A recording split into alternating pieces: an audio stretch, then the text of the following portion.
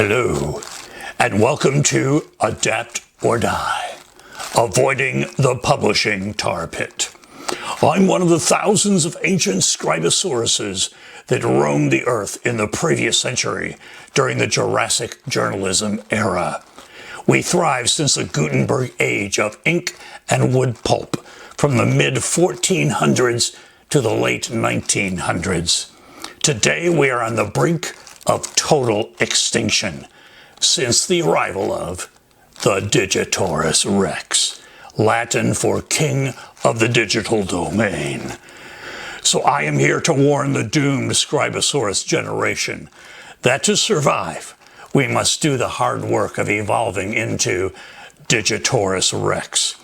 I'm also here to encourage you that the future is bright for those who are willing to change, and for those unwilling to adapt, the publishing tar pit.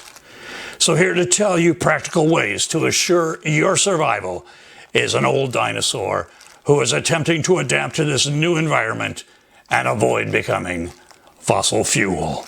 Please welcome James Watkins.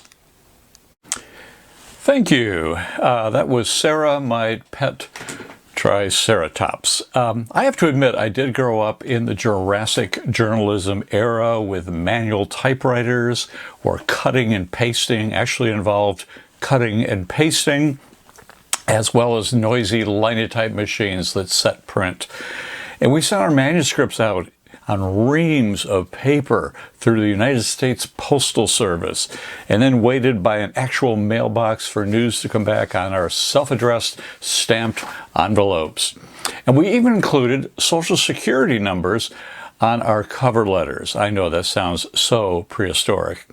Editors made changes on hard copy with red ink using little hieroglyphics to denote delete, insert, replace, rearrange. And there were people who actually performed spelling and grammar checks by hand. And there were actually fact checkers who went through our manuscripts to make sure everything was correct. It was a primitive world with hot lead in the air, but one where millions of magazines, books, and newsletters flourished, filling mailboxes and brick-and-mortar bookstores, a place where the Scribosaurus could remain secluded in its cave, drinking coffee and writing. It was a world where the quality of writing was assured through the survival of the fittest by discerning editors and publication boards. But then the Tyrannosaurus PC and the Besus raptor from the Amazon became the dominant forces in this brave new world, and everything changed. So I'm going to take a look at how things have changed and take a glimpse into the future, knowing that this seminar will probably be obsolete by the time you turn it off. So first, here are those things that are on the brink of extinction.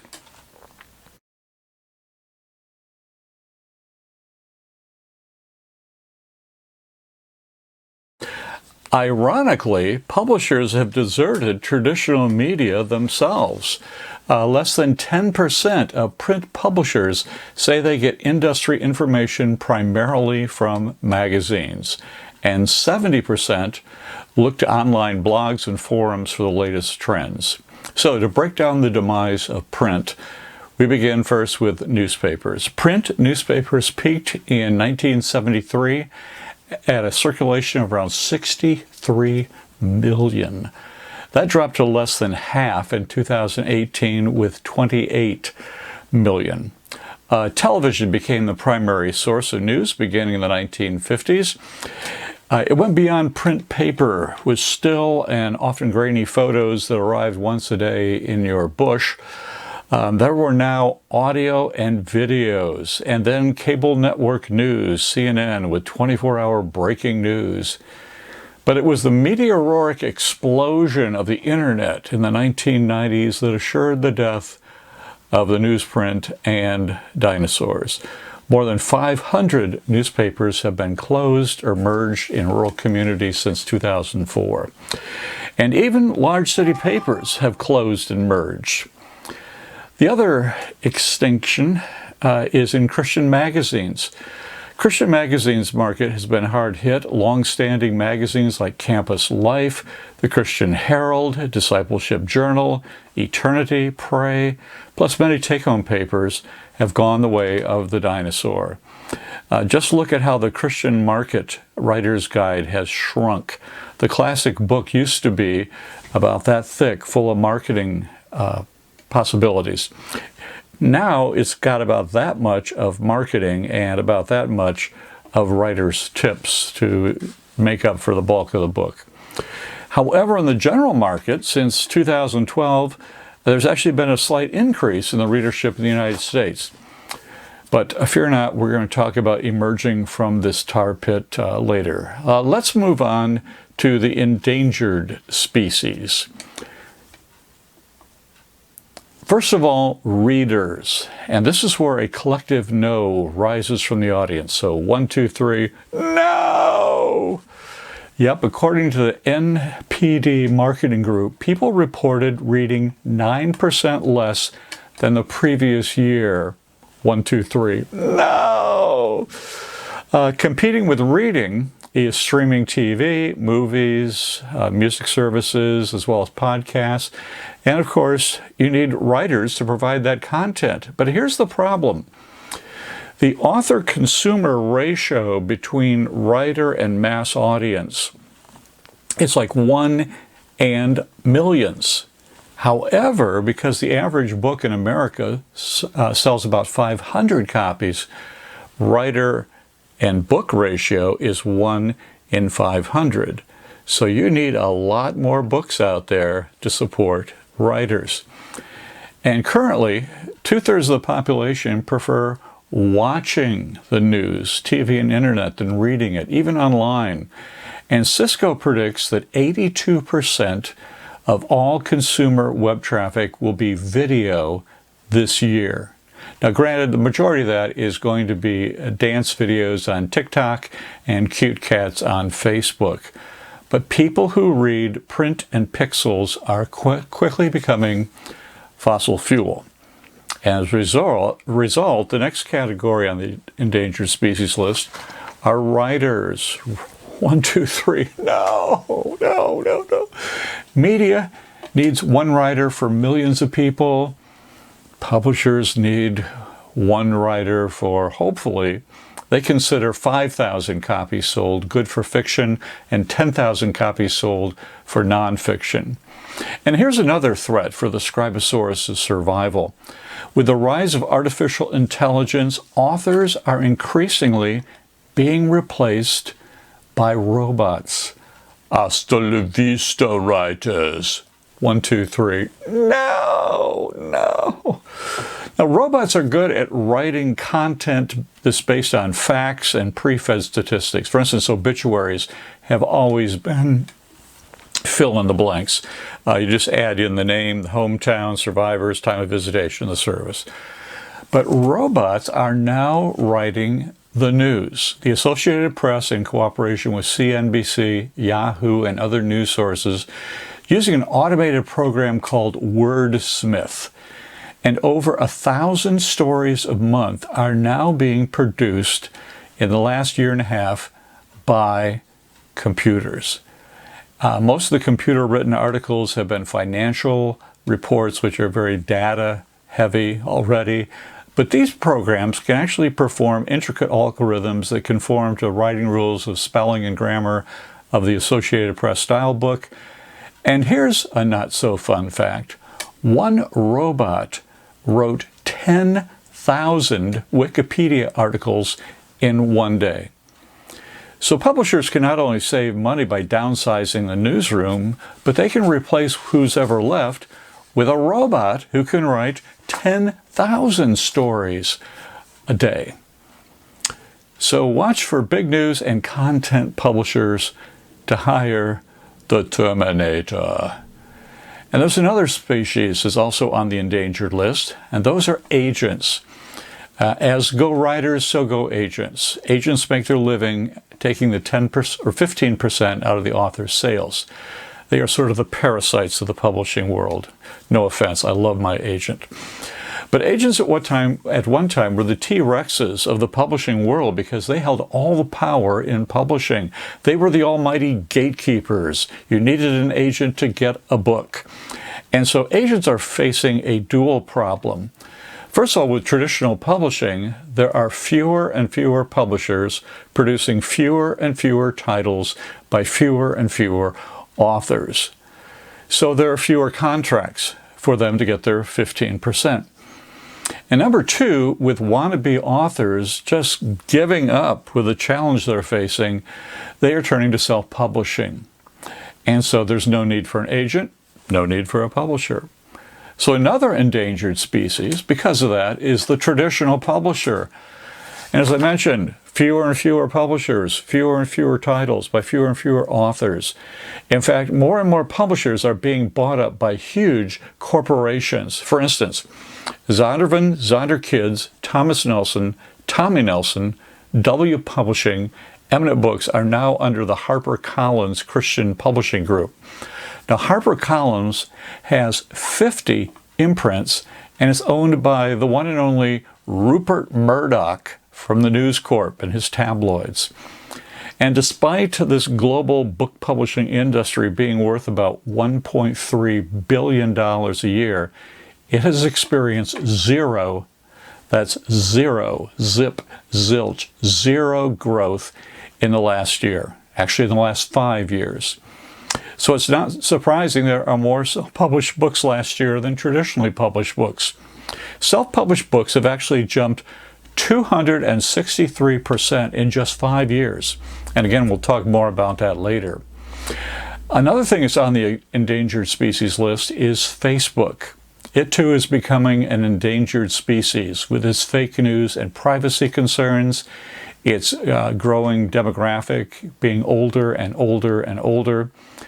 So think dinosaur. Facebook has defended its policy of allowing ads with false information in a, quote, an effort to promote free speech on its platform. The journalist in me just wants to scream, the first rule of journalism is verify, verify, verify. If your mother says she loves you, verify. And without paid ads, writing a check to Mark Zuckerberg, only a fraction of your thousands of friends are actually going to see your posts. And another endangered species are blogs. I was getting about 2,500 visits a day back during the big .com bubble. One year I actually had over 1 million visits to my site.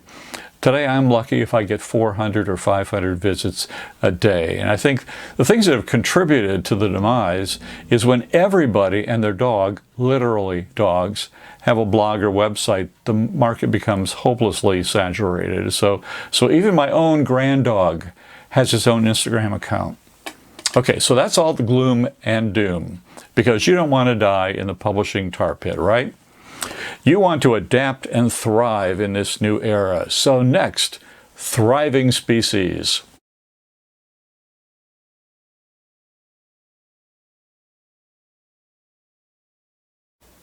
So if you want to survive and thrive, you need to be first an author promoter.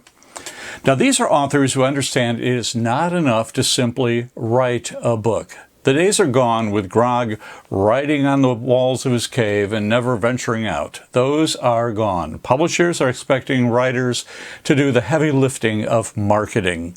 So you have to sell yourself. I know that sounds way too crass.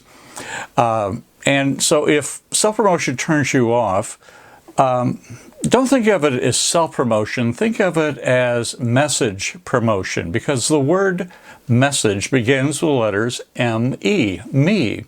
So if my message is going to get out, it's got to come out through me. God doesn't work through committees. He doesn't work even through publication boards or publishers. He works through individuals. And I think Jesus has some serious things about hiding our light, our message, under a bushel.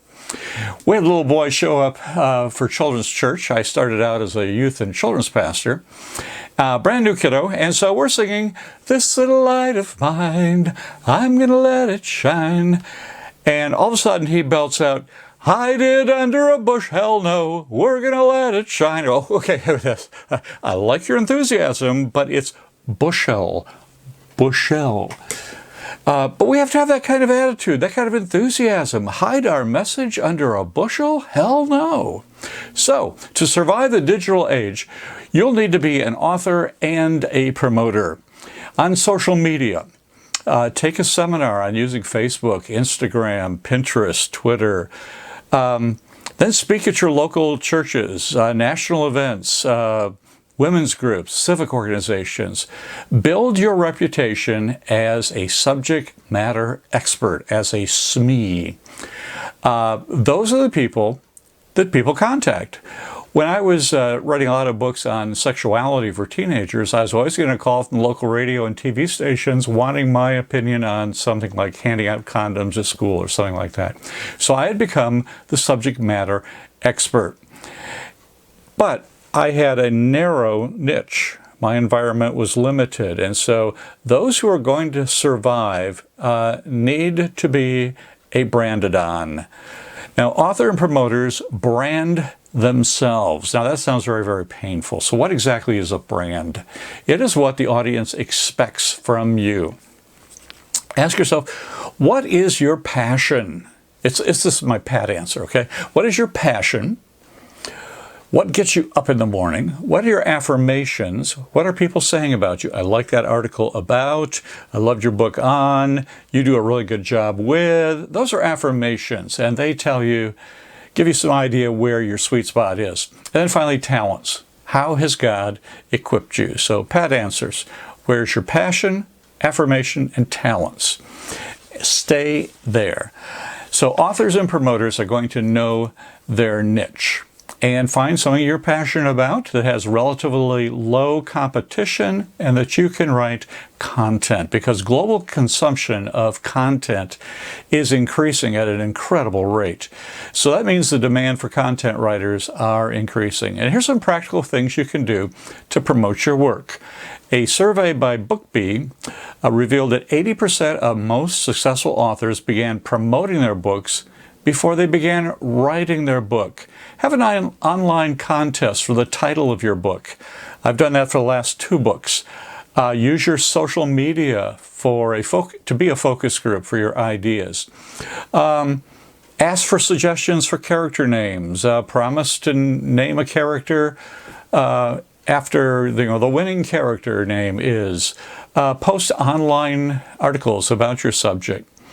And then author promoters are going to develop their email list. That is 40 times more powerful than Facebook, because Facebook only goes to a limited number of your friends. An email is going to go to every recipient, not just a handful that Mark Zuckerberg says you can see. So set up your email account with something like MailChimp, Constant Contact, and then use their tools to collect emails as people come to your site. Always at the back of the room have a clipboard for people to add their name to your mailing list. And this is interesting. A survey by Smashwords found that 80% of most successful authors, provide pre-orders. And so do that. Authors and promoters are also going to have to learn to coexist with the Bezos Raptor. Yes, Jeff Bezos wants to rule the world. And so Amazon is not only a seller of books, it is a publisher of books with its Kindle KDP platform.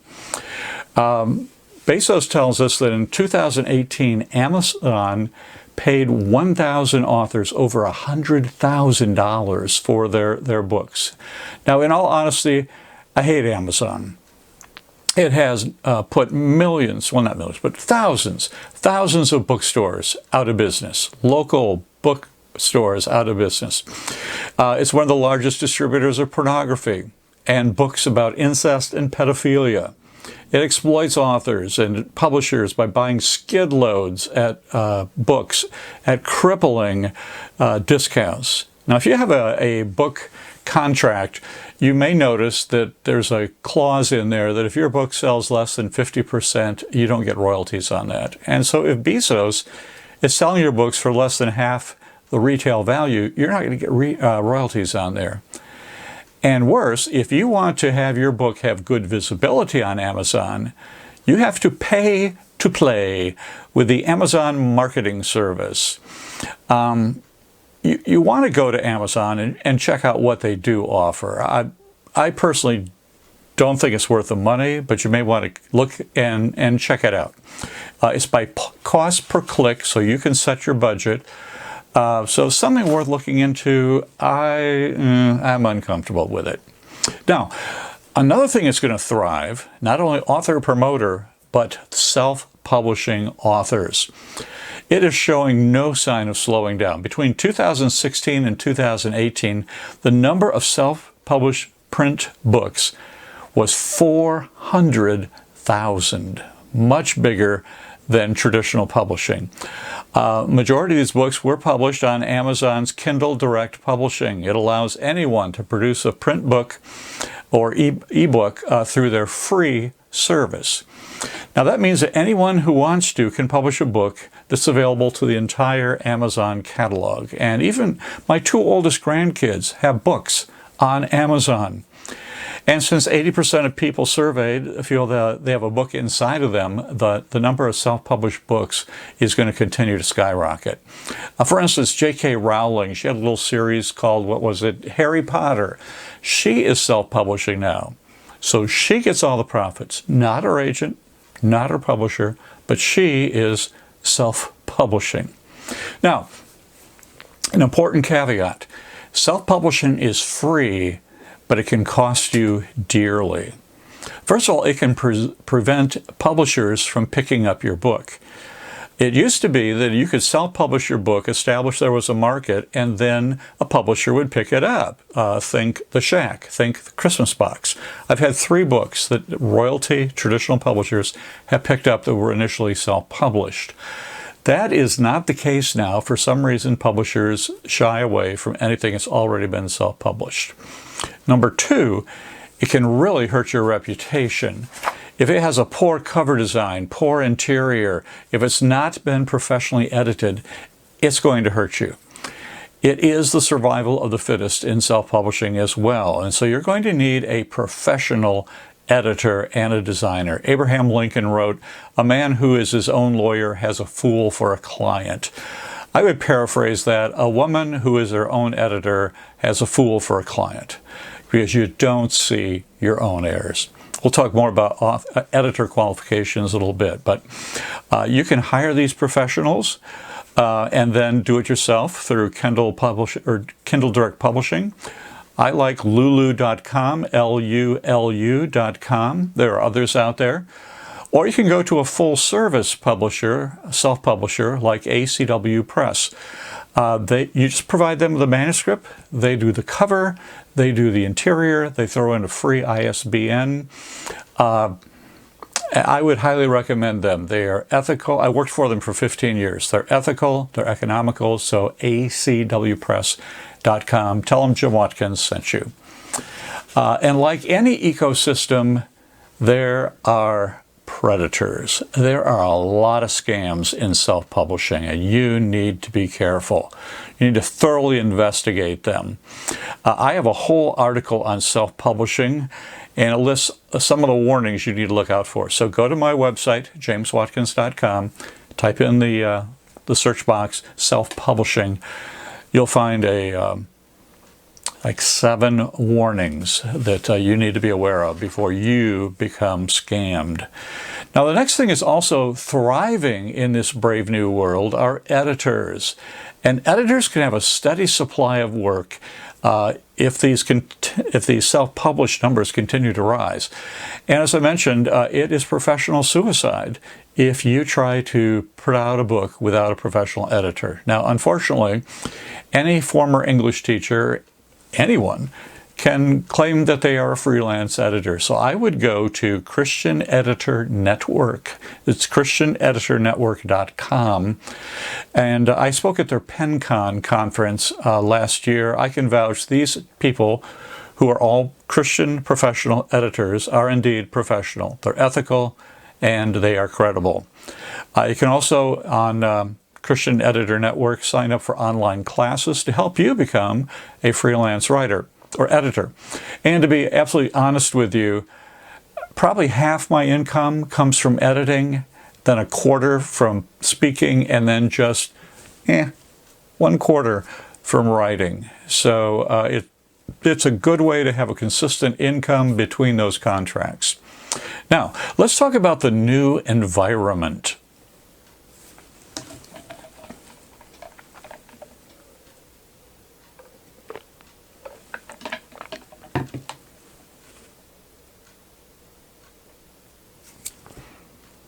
First of all, we have print on demand. We talked about that. It's caused an explosion in self-publishing. Another thing we have are ebooks. The rise of ebooks seems to have stabilized along with print books. The problem is that a lot of ebooks will sell for only 99 cents or are given away free by the publisher. So it's something you need to think about. I'm not sold on ebooks. There are also audiobooks are becoming more and more popular. 50% of Americans age 12 and up listened to an audiobook last year. That was 150 million people. Not surprisingly, the surveys all show that people don't have time to read, and that's the reason that reading is tanked 9% just last year. But they do drive cars, they do commute, they do ride the bus. They go to the gym, and you can take your earbuds with you and read as you do those tasks. So audiobooks have risen 24% during the previous year. Another thing is podcasting. It's where you download a talk, and then you can listen to it again at your convenience, in the car, on the commute, on the bus, wherever. Those are exploding as well. There are also subscription services. Those are growing. Last year at the Taylor Conference, we had Annie Publishing with us, and they do a lot of subscription fiction. So they have a series of 20 books. You'll get one book every month for the next, well, maybe like 24. You get one book every month for the next 2 years. It's a great way to assure readership. Unfortunately, most of it is work for hire, but it is study work. And again, it's something to fill in the gaps between traditional publishing. Then comes video. Next to Google, YouTube is the next most search engine. I actually drew interest for a book proposal. I have a video on there dealing with my clinical depression called Hi, I'm Jim, I'm Depressed. And I was working on a book for Tyndale. The editor stalked me online and found my video and said, would you be interested in writing a similar book on mental health issues, a devotional book? And I said, of course. So I'm working on that proposal now, and we're fine-tuning that. But video is really where things are. And TikTok. If you've got teens or young adults, you know about TikTok. That is huge. And so I have actually, at 68 years old, opened up an account on TikTok where I'm offering 1-minute little episodes of hope and humor on current topics like love, suicide, self-worth, things like that. So videos, YouTube. Put a chapter of your book, read it on YouTube. TikTok is 1 minute. But you can use it in various ways to bring people to your website, and then they can find out more about you. Well, let's talk about avoiding the tar pits. The small and agile will survive. Triceratops are basically overgrown rhinoceroses. And the prehistoric crocodile used to be about the size of a bus, minus its tail. But both of those have adapted, and now we have rhinoceroses roaming Africa. We have crocodiles roaming Florida. And so overgrown publishers and authors are not going to survive. So find your community of readers and give them all you can. Finding readers for a broad genre probably is not going to be effective. There's going to be a lot of competition there. But if you choose a niche, if you become that subject matter expert, you're going to be targeting your audience, and you will find an audience there. So I have a writer friend. She loves quilts, Mary Tatum, And she writes books about quilts and then also does book signings at quilt stores. On our faculty today for the Taylor University Conference, we have Allie Prater, who loves yarn and loves knitting. And so she will have books that revolve around knitting and also gives book signings at yarn shops. So they are subject matter experts. And so rather than trying to be a generalist, find a subject you can be the leading authority. I mentioned that TV stations used to call me up because I was the SME on teen sexuality. I actually ended up on 700 Club because I was a subject matter expert on teen sexuality. I just finished a book for Tyndale called If You're Not Dead, You're Not Done. It's on positive, purposeful, productive aging. And so I'm exploring ways that I can become a SME on aging. And I started writing, I started writing books for teens. It looks like I may end up writing books for old people, because I is one. But I'm also developing a stand-up comedy act about aging. So I am working on becoming an expert on living a purposeful, positive, productive life, no matter how old you are. Now, this is going to sound counterproductive, but to stay relevant, you need to have ancient themes. So the problem with chasing trends is if I write about a current trend, by the time I get that book proposal out there, get it to the publishers, they publish it, the dinosaur train has already left the station. Be adapting to our changing publishing world, but be writing about topics that will be around for years. For instance, second best-selling book in the entire world is Thomas à Kempis's Imitation of Christ. And so I did a devotional for Worthy Publishing. It's a 90-day devotional on the works of Thomas à Kempis. He first got into print in 1420. So he has been a best-selling author for 600 years. Timeless topics. The Purpose-Driven Life, 65 million copies. But again, it's about ancient topics: worship, fellowship, discipleship, service, and mission. Or consider using Abraham Maslow's hierarchy of needs. He says there are 5 things that every carbon-based life form needs to survive. And those are physical, take care of your physical needs, safety needs, belonging needs, esteem needs, and self-actualization needs, which basically is wanting to make a difference in our world and feel like we are doing something of value. So write on those things that never change, and you will be ever current. You also need ageless curiosity. Now, warning, as I said before, this seminar is going to be obsolete by the time you turn it off. But I think there are some timeless strategies. First of all, keep learning. There are thousands of online tutorials on writing, on leveraging social media, on marketing your work. Analyze the newest and most popular books and methods. Visit popular authors' social media. Find out what they're doing. Find out what you're not doing, and then do it. Take my seminar this afternoon called Don't Become a Digital Dinosaur. If you're watching online, just go to my website, jameswatkins.com, and type in digital dinosaur. And that talks about how print writing is changing to more the style of online writing. Spaces between paragraphs, chunks of content, rather than the traditional paragraph form. Anyway, if you're here at the conference today, go to Don't Become a Digital Dinosaur. If you're listening online, check it out on my website. And then keep adapting. Just a year ago, I had no idea I would be posting on TikTok. And if you have stayed the same in 1 year, you are gravely in danger of becoming extinct. And again, keep ageless in your attitude. That's why I had so much fun writing this book, If You're Not Dead, You're Not Done. And then addressing eternal topics. It is so true. You either adapt or you die.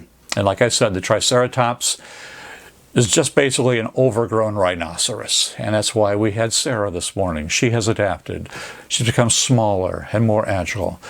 So be the rhino, not the dino. Now, I admit, I love presenting inspirational keynotes. And admittedly, this is kind of an informational keynote. Lissa Halls-Johnson will inspire you at the end of the conference. But for now, you might be a discouraged dinosaur, and so I want to leave you with a little bit of inspiration, because I love to do inspirational keynotes. Rah, rah, rah, you can make it. Here's a promise verse for you. And I do have a promise verse for you. It's found in Psalm 92:14. Even in old age, they will still produce fruit. They will be vital and green. I love that. And that's my prayer for you, that even in old age, you will still produce fruit. You will remain vital and green. Amen.